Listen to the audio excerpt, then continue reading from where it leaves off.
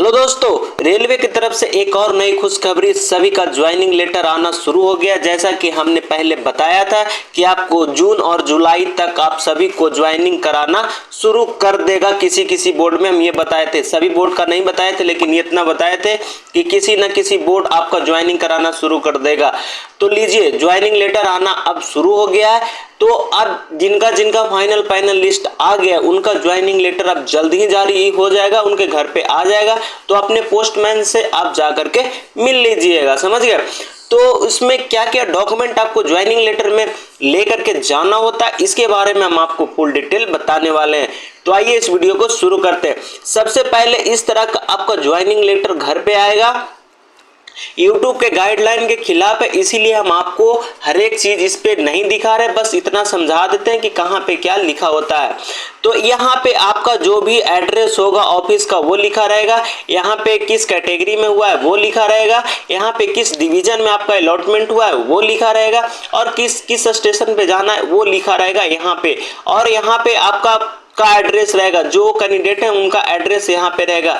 और यहाँ पे सीरियल वाइज से करके इस तरह से यहाँ पे लिखा रहेगा कि क्या क्या डॉक्यूमेंट आपको लेकर के यहाँ पे जाना है, जो कि हम आपको यहाँ पे देखिए हम लिख के रखे हैं, समझ गए, जो लिखा हुआ है। और कितने दिन के अंदर वहां पहुंचना होता है, इस सभी के बारे में हम आपको बता रहे हैं।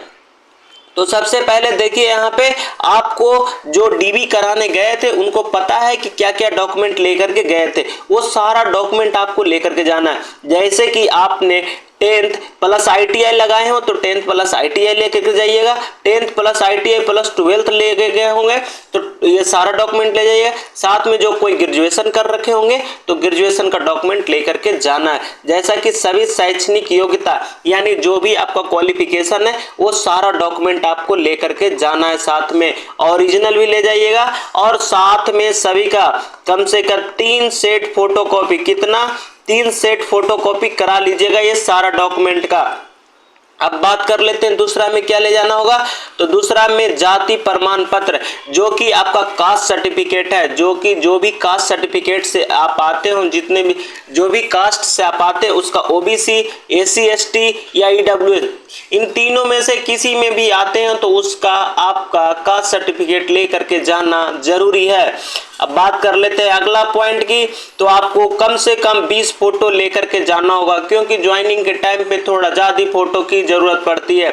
जो फोटो खिंचाइएगा वो बिना चश्मा पहने, बिना टोपी लगाए हुए। जितने भी कैंडिडेट अगर चश्मा लगाते होंगे तो चश्मा नहीं लगाइएगा, और टोपी नहीं पहन के खिंचाना है, समझ गए।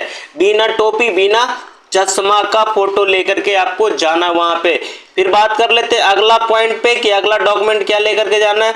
तो अगला 2 चरित्र प्रमाण पत्र यानी 2 कैरेक्टर सर्टिफिकेट आपको वहां पे लेकर के जाना होगा। पहला है कि आपको अपना बनाइएगा, वो तो SP ऑफिस से बन जाएगा। किस पे?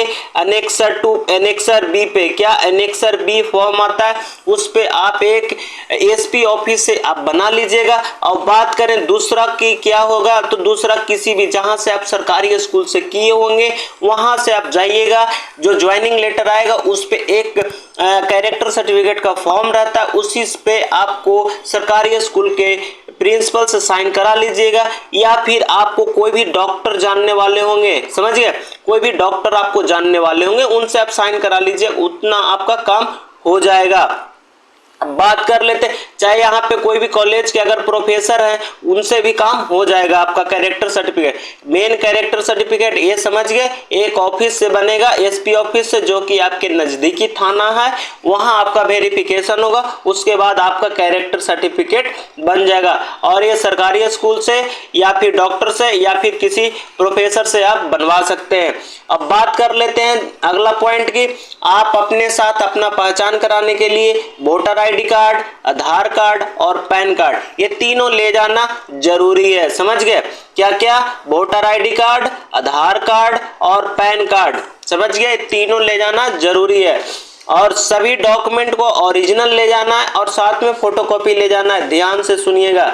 अगला पॉइंट है बैंक का पासबुक, समझिए, बैंक का पासबुक और प्लस चेक। चेक में ये होता है कि आपका इस तरह से चेक होता है, यहाँ पे आपका साइन होता है और इस तरह से ऐसे कर देते हैं तो क्रॉस चेक हो जाता है ये। तो वहां पे ज्वाइनिंग के टाइम पे आपको क्रॉस चेक की जरूरत पड़ती है। करीब आप 2 या 3 लेकर के जाइएगा। कितना? 2 या 3 पासबुक प्लस चेक, यानी पासबुक तो एक ही होगा, चेक कम से कम 2 या 3 साथ में लेकर के जाइएगा, नहीं तो आपको दिक्कत होगा। क्योंकि अगर नहीं ले जाते हैं तो आपका सैलरी किस पे आएगी, बात यह है ना, रेल की तो सैलरी आएगी नहीं रेल के अकाउंट पे। तो इसीलिए आप अपना सैलरी लेने के लिए पासबुक और चेक, जो भी कैंडिडेट अगर अभी तक अपना पासबुक खाता नहीं खुलाए तो आप खुलवा लीजिए। और बात कर लेते हैं अगला पॉइंट की। तो आपके आश्रित, यानी आप अगर घर में बड़े हों, अगर किन्हीं का फादर डेथ कर गए होंगे, नहीं होंगे तो उनका मम्मी और उनसे नीचे जितने भी भाई बहन हैं उन पे वो कैंडिडेट है जिन पे वो आश्रित हो जाते हैं। जैसे आप भाई में बड़े हैं और आपके पापा नहीं है तो आपके मम्मी, छोटी बहन, भाई जितने भी होंगे वो सब पे आप पे आश्रित हो जाएंगे। तो आप पे आश्रित होने के लिए उनका आधार कार्ड लगा दीजिए, जिससे कि रेल उनको सुविधा उनको दे सके, मेडिकल से लेकर के ट्रेवल तक जितने भी फैसिलिटी आपको मिलेगी, जो आप पे आश्रित होते हैं उनको भी सेम फैसिलिटी उनको भी मिलता है।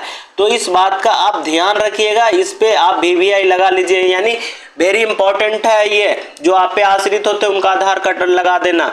और बात कर लेते हैं अगला पॉइंट की। तो अगला पॉइंट में आपको एग्रीमेंट पेपर लेकर के जाना होगा। क्या? एग्रीमेंट पेपर, वो भी 5 साल के लिए बनता है एग्रीमेंट पेपर। इसमें क्या होता है कि आपको, अगर आप कभी भी 5 साल के अंदर सर्विस छोड़ के जाते हैं तो इसमें आपको जितने भी ट्रेनिंग पे खर्चा हुआ है, मानते हैं कि आपका 6 मंथ का ट्रेनिंग हुआ, पर मंथ आपको 30,000 से मिला है, तो 1,80,000 रुपया यहाँ पे उस पे 12.5% इंटरेस्ट लगा करके पूरा पैसा रेल को देना होता है। उसके बाद रेल आपको छोड़ देती है कि हाँ आप अब जा सकते हैं। तो एग्रीमेंट पेपर आपको 5 साल के लिए बनवाना जरूरी है। अब बात कर लेते हैं अगला पेपर, अगला पॉइंट की।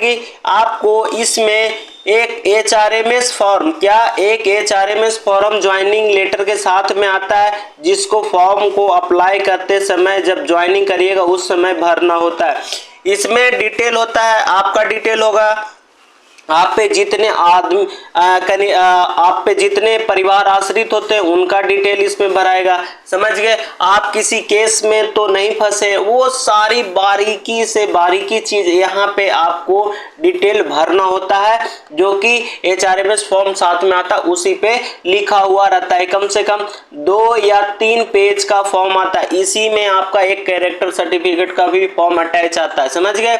जो कि आपको सरकारी स्कूल या डॉक्टर या प्रोफेसर से आपको करवाना होता है। और इस सब फॉर्म को अप्लाई करने के बाद आप 15 दिन के अंदर जमा करना होता है। यहाँ पे लेटर में डेट जो मेंशन रहता है उससे 15 दिन, कितने, कोई 15 दिन देता है, कोई 10 दिन देता है, इसी तरह से वहां पे मेंशन किया हुआ रहता है। तो आप देख लीजिएगा कि जिस डेट रहेगा उससे 15 दिन के अंदर में ये सारे जो डॉक्यूमेंट हैं इस सभी को फुलफिल कर करके, और इसका कम से कम कितना 3 सेट आप बना लीजिएगा। कितना? 3 सेट फोटो कॉपी करा करके सेल्फ स्टेटस, यानी सभी पे आपका सिग्नेचर होगा। क्या होगा? सिग्नेचर होगा, सभी डॉक्यूमेंट पे आपका सिग्नेचर होगा। और इसको लेकर के आप चले जाइएगा जहां पे, यहाँ पे एड्रेस मेंशन होगा, वहां पे जा करके आप वहां ऑफिस में जमा करिएगा, आपका ज्वाइनिंग हो जाएगा। आपको एक बार फिर याद दिला दें क्या क्या डॉक्यूमेंट की जरूरत पड़ेगी। सभी शैक्षणिक योग्यता जो 10th 12th ITI और जो भी कर रखे हो आप, ग्रेजुएशन, बीटेक, डिप्लोमा, सारा लेकर के जाना है। ओरिजिनल और फोटोकॉपी, जाति प्रमाण पत्र यानी कास्ट सर्टिफिकेट, जो OBC, SC ST EWS जिससे भी आते हो वो लेकर जाना है। और फोटो कॉपी 20 लेके जाना है। फोटो अपना जो बिना चश्मा का और बिना टोपी का 20 फोटो आप ले लीजिएगा। 2 चरित्र प्रमाण पत्र यानी 2 कैरेक्टर सर्टिफिकेट, एक ASP ऑफिस से, एक सरकारी स्कूल या आप डॉक्टर या प्रोफेसर किसी से बनवा सकते हैं। एक voter ID card, PAN card, Aadhaar card ले जाना, बैंक का पासबुक ले जाना और चेक ले जाना है। आप पे जितने भी परिवार आश्रित हैं उनका आधार कार्ड आपको लगाना होगा, HRMS फॉर्म भरना होगा, 15 दिन के अंदर आपको ज्वाइनिंग करना होगा, और एक एग्रीमेंट पेपर जिसपे कि 12% का एग्रीमेंट होता है कि अगर आप छोड़ के जाते हैं सर्विस तो 6 महीने या किसी का साल भर ट्रेनिंग होता है। जितना ट्रेनिंग खर्चा आप पे गिरा है वो सारा पैसा आपको 12.5% का इंटरेस्ट लगा करके आपको जमा करना होता है। अगर लेवल 2 से लेवल आप 5 में कहीं जा रहे हैं तो आपको इस कंडीशन में आपको पैसा नहीं देना होता है, समझ गए। अगर सर्विस छोड़ना है तो उस कंडीशन में पैसा देना होता है। यह वीडियो आपको कैसा लगा हमें कमेंट के माध्यम से जरूर बताइएगा। अगर हमारे चैनल पे पहली बार आए हो तो चैनल को लाइक करें, सब्सक्राइब करें और कमेंट करना ना भूलें। अपना प्रतिक्रिया इस वीडियो के बारे में आप कमेंट के माध्यम से हमें जरूर बता सकते हैं, और इस वीडियो में क्या और छूट गया जो बताना चाहिए था हमें, उसके बारे में आप हमें कमेंट में जरूर बताइएगा। फिर मिलेंगे एक नए वीडियो के साथ, तब तक के लिए जय हिंद दोस्तों।